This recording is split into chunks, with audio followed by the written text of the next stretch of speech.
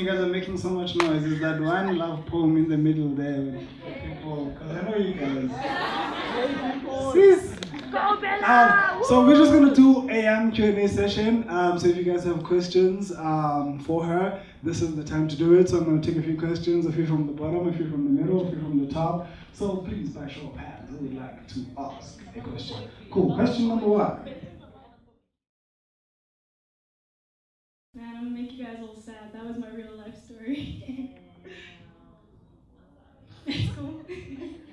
I made great poetry, right? So.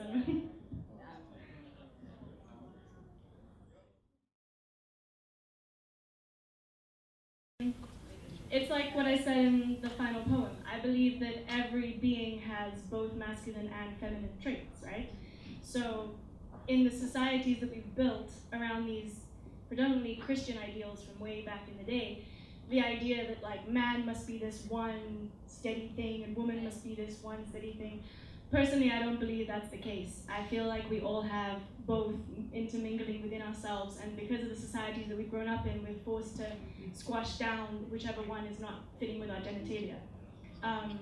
So I don't believe there is a specific purpose for a man in the universe and for a woman in the universe. I feel like we all have a purpose as humanity. But I mean, that's not a popular belief, that's just mine. Now you guys can snap and see like people. I spend too much of my time on Facebook, and that video just sort of came up, and like the first few seconds I saw of it, I was enthralled, and I was like, I have to watch the whole of this video. And then I just loved how real it was, and I went and researched more of his stuff, and that video was actually the second of 3 sort of discourse pieces that he did. He's an incredible artist. His name's Jan Spankmeyer. He does all this stuff with stop motion. I'm also really interested in stop motion. And so this whole sort of 3-part discussion that he did between different types of clay objects discussing things, it just really, whoa, I was like, this is amazing. And it's part of the reason why I have 3 poems in each section as well, because I felt like it was a cool way of sort of going into each level of the story. And then as for the process, I watched the video over and over and over and over again until I get an idea of exactly what the layout is. And then I just go with what my gut tells me is the story. And then with this one particularly, I didn't want to give away too much of what I think the story is. I wanted it to be more sort of, you guys can take whatever you want from it. Yeah, that's essentially the process. So it took about 2 weeks on that video.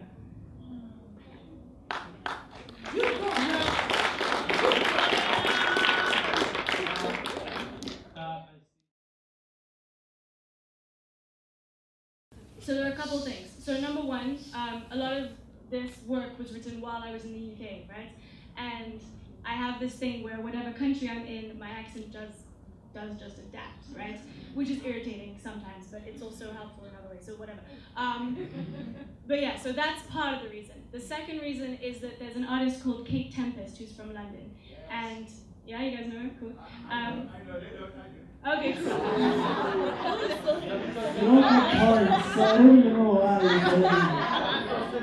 She's epic, you should check her out. And so she has this great energy about her when she's performing. She does this cool, like she's just in it, you know?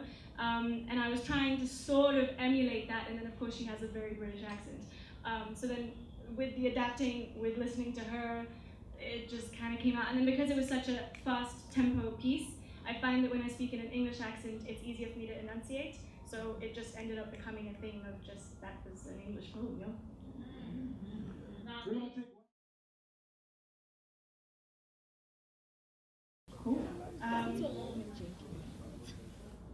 Yeah, I'm in agreement. I think that at this point in time, especially with the way the world is politically, I feel like we're having an uprising of sort of woke people and people realizing that like there's got to be more, right? If you've got people like Trump in power, we've got to have something else.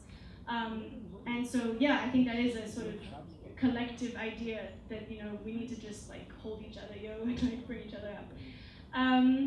But that song, again, most of my art is taken from real life events. So in the beginning, it literally says, when I'm lost, I sit in the ground with Mother Earth or whatever.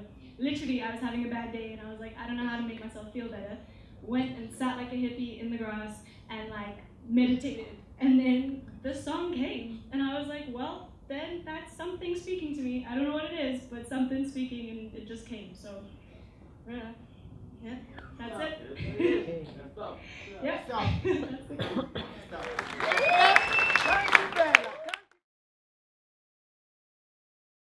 Thank you. That's a great question, and I think it does need to be addressed.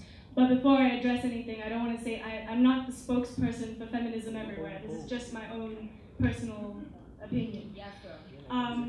The analogy I've given to other people such as yourself is with the racism thing, right? So if as black people, you're discussing how much white people have fucked you up, then it would piss you off if a white person came on and said, but not all white people, right? Like, it takes away from your dialogue.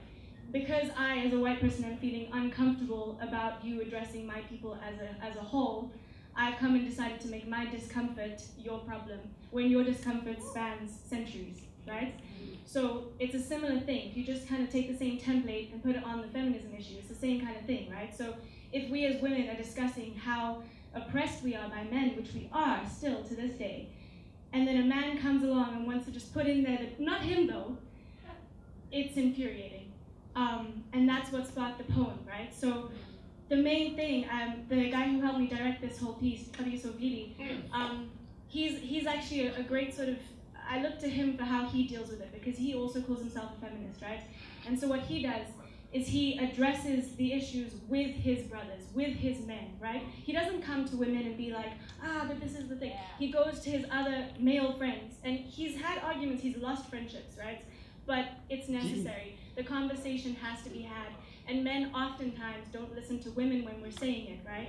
So we need men, such as yourself, who are the good ones, because there are good ones, but we need you guys to be on our side, right? And we need you to address it with the men, because they don't listen to us all the time. So.